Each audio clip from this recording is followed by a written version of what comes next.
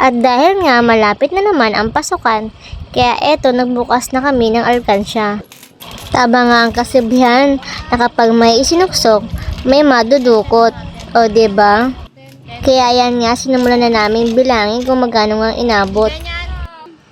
Ito na, diba? 200, 400, 600, 800, 1,000.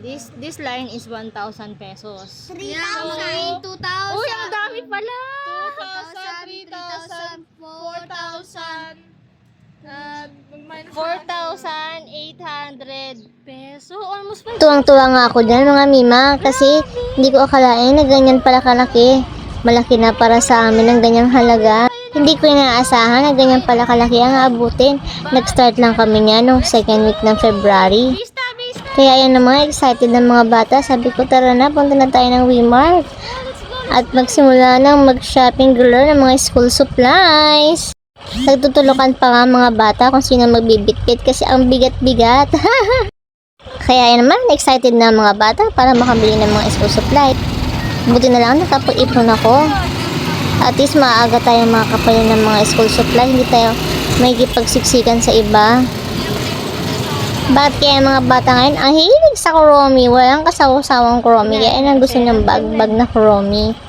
Lagyan mo dun sa basket. Kuromi.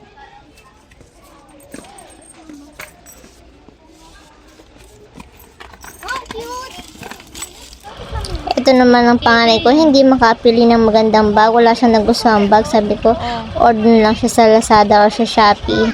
Tapos itong si James, nakapili na rin. At ito na nga, hindi nga ako bumili ng notebook ni Baninay kasi hindi ko alam kung anong klase notebook ang pwede bilhin sa kanya. Kaya yung mga ibang school supply sa susunod na lamang. After siguro ng mga seminars, orientation, malalaman yung mga iba pang mga gamit. Ngayon, ito muna mga basic needed sa school ang kailangan ang binili namin. Hindi nga pala nagkasya sa basket kaya nilipat namin sa cart ang mga binamili namin. Tatlo ba naman ang mga estudyante ko kaya medyo marami rin. Ayan, binilhan ko na rin pala ng sapatos si Baninay. Alam nyo guys, murang-mura lang ito sa Wmart. Abot kaya talaga. Ayan, pati si James, binilhan ko na rin ng sapatos. Ayan naman, siyang panganay ko, dalawang sapatos, isa sa pang school at isa naman sa pantupad niya. Sila na kasi yung pantupad niyang shoes, kaya dalawang shoes sa kanya. Isa, check mo. Sa amin kasi bilang may tungkulin sa iglesia, iba yung ginagamit namin pangtupad, iba naman yung mga ginagamit sa panglabas. Double check mo yung talampakan. So eto na nga, magbabayad na kami ng barya. Hiya pa yan si Hana dyan kasi barya ibabayad namin. Ano ka ba? Okay lang ba yan ibayad kesa naman mag-shop flip tayo. Ayan ang inabot ng shopping namin, 3,156. 54 ba yan? Ito na nga, nagbabayad na kami ng barya isa-isa. Kada isang tumpok, 1,000 yan. Siyempre, dinouble check din ng cashier kung tama ba yung aking binilang. Kaya, hindi kami magkakamali kasi tama. Natuwa pa nga kasi sakto daw, kailangan nila ng barya o diba nakatulong pa.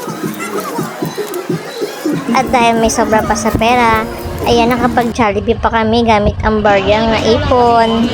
O diba? Tuwang-tuwa rin ng Jollibee kasi may barya sila.